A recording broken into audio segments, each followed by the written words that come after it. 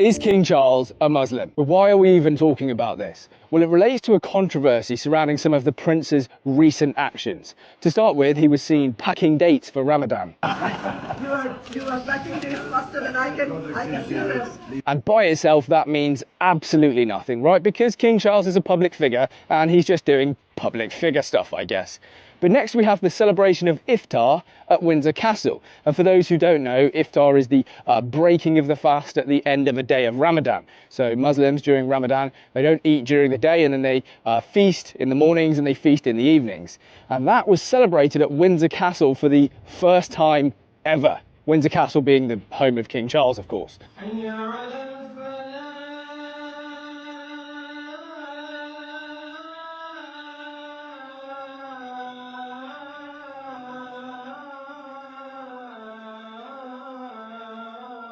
Now, as I say, this is pretty unusual. Windsor Castle, home of the king, first time this has ever happened.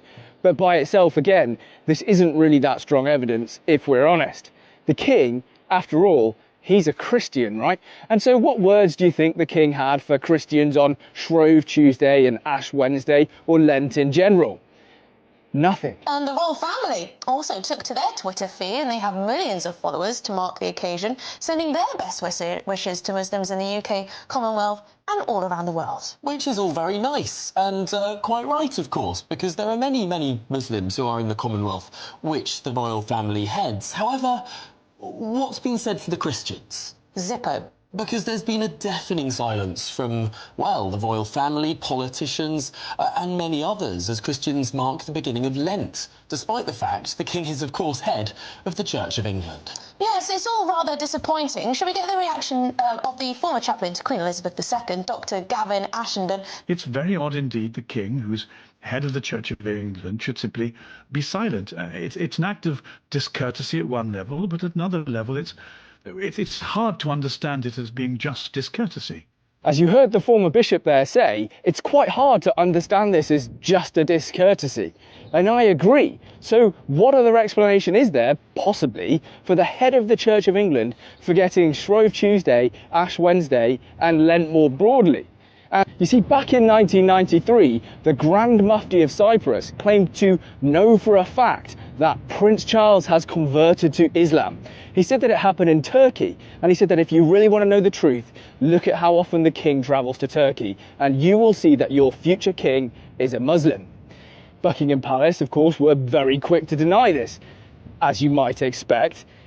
But such a strange thing to say. Why would he say it, right? Now, you can say, of course, that the Grand Mufti was probably just creating a bit of mischief. Fine. And yet, 3 years prior to this claim from the Grand Mufti, Charles delivered a speech at the Sheldonian Theatre in Oxford. And I'm going to read you 2 snippets from it because I think you'll find it rather enlightening. Our judgment of Islam has been grossly distorted by taking the extremes to be the norm. For example, people in this country, England, frequently argue that the Sharia law of the Islamic world is cruel, barbaric and unjust. Our newspapers, above all, love to peddle those unthinking prejudices. The truth is, of course, different and always more complex. My own understanding is that extremes like cutting off the hands are actually rarely practiced. The guiding principle and spirit of Islamic law, taken straight from the Quran, should be those of equity and compassion. Okay, and then later in the speech, Islam can teach us a way of understanding and living in the world which Christianity is poorer for having lost. At the heart of Islam is its preservation of an integral view of the universe. Why is Charles making speeches like this in the early 1990s? Islam was barely a speck in the demographics of the UK back then. So I don't think you can really argue that it's all about him being a public figure and things like that. Unless, of course, he knew that this was going to expand in the UK to become 10, 20, 30%. That would be interesting. Now, Charles has actually made a whole bunch of speeches like this over his lifetime. And look, you're welcome to dismiss these as, you know, he's just a public figure. He's trying to unite people. He's trying to understand something about the world. Fine, you go ahead and do that. But don't forget that this guy is meant to be the head of the Church of England, a Christian church. Anyway, we have another speech from 2006, and this time I have some video footage. And again, it's Charles laying huge praise on Islam. The rights of Muslim women to property and inheritance. and to the conducting of business were rights prescribed by the Quran 1400 years ago. Some of these rights were novel even to my grandmother's generation. Many of the traits on which modern Europe prides itself came to it from Muslim Spain. Diplomacy, free trade, open borders, the techniques of academic research, of anthropology, etiquette, fashion, various types of medicine, hospitals. Islam is part of our past and our present in all fields of human endeavor. It has helped to create modern Europe. It is part of our own Yes, of course, because basically everything good in Europe, that came from Islam. Women's rights, they've always been at the forefront of the Quran. Okay, Charles, and why does Charles think he's such an expert on Islam anyway? Well, you're probably going to want to take a seat for this. This is going to shock you a little bit. It's because Charles learnt Arabic so that he could study the Quran. Now, think about this. He could have learned Aramaic, the language that Jesus spoke. He could have learned Hebrew or ancient Greek or ancient Latin so that he could better understand biblical texts as the head of the Church of England. But he didn't. He learned Arabic. Now, this is as per an article from the Daily Mail in 2013. And before people say, oh, Daily Mail, yes, Daily Mail, but it directly quotes him. It is true. And it is mind-blowing if you ask me. I find this story, I can't believe I didn't hear about it at the time, but I find this really shocking. Anyway, how good exactly do you think Charles's Arabic is? Well, let's take a listen. Assalamu alaikum. Hayakum maratan ukhra. Fi al-Memlaka al-Mutahida baladkom al-Thani. Yes, his Arabic clearly sucks, but what did you really expect? He's a guy who took 2 A-levels and only managed to get a B and a C.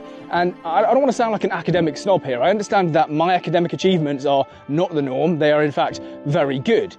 But this is King Charles, at the time Prince Charles, a guy who could have had unlimited tutors, the best possible education, everything. And he only managed to get 2 A-levels, which tells me something. He either really hates education, he's very lazy, or he's really rather thick. Now, if he really hates education, why is he spending so long trying to learn Arabic? That must be torture for him, unless he's really deeply committed to the cause.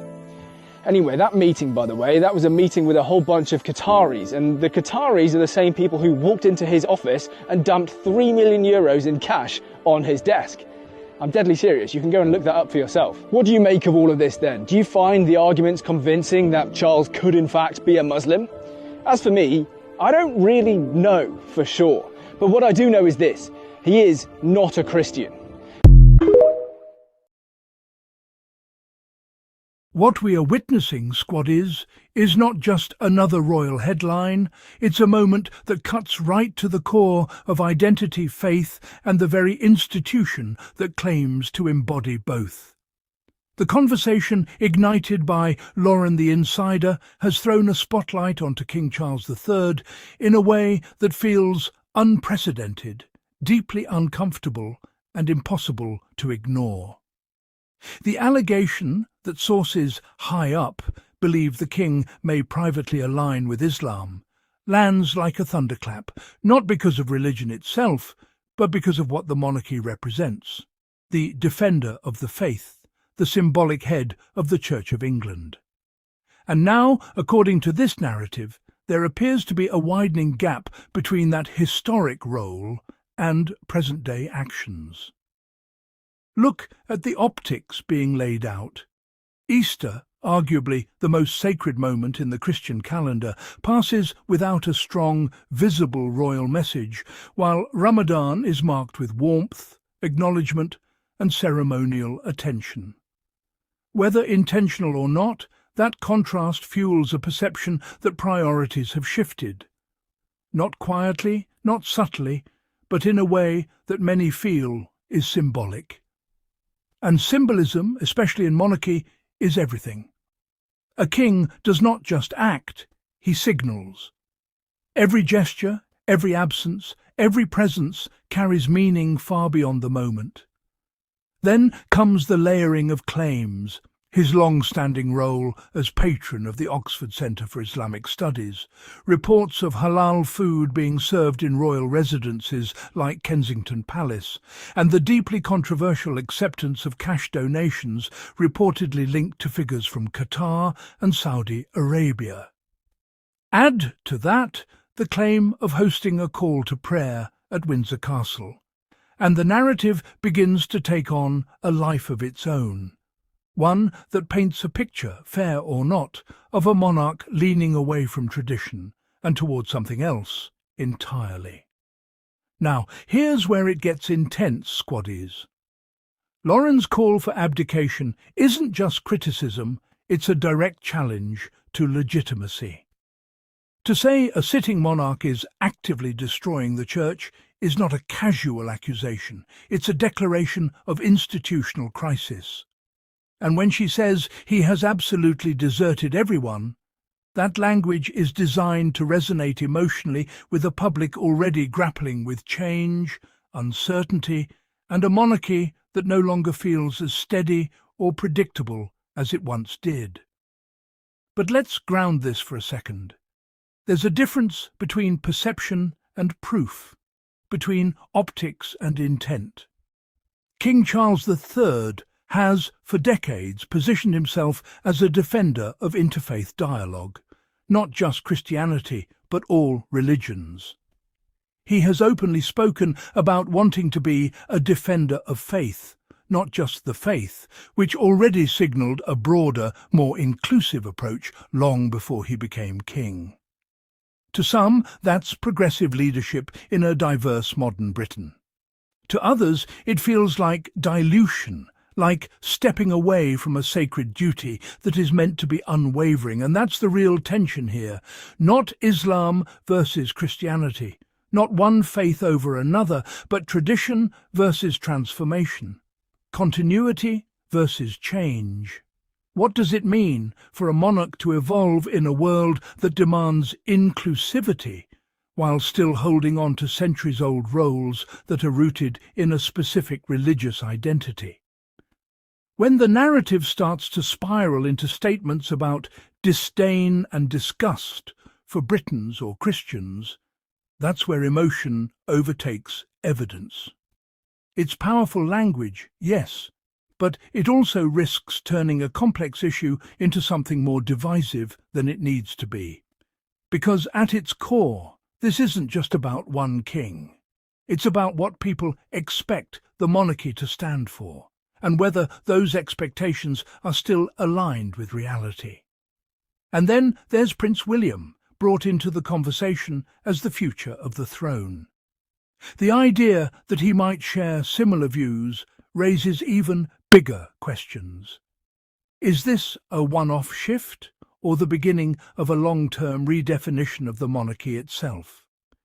So, squaddies, the question isn't just what is happening, it's what do we believe the monarchy should be? Because in times like these, the loudest voices don't just shape the narrative, they shape the future.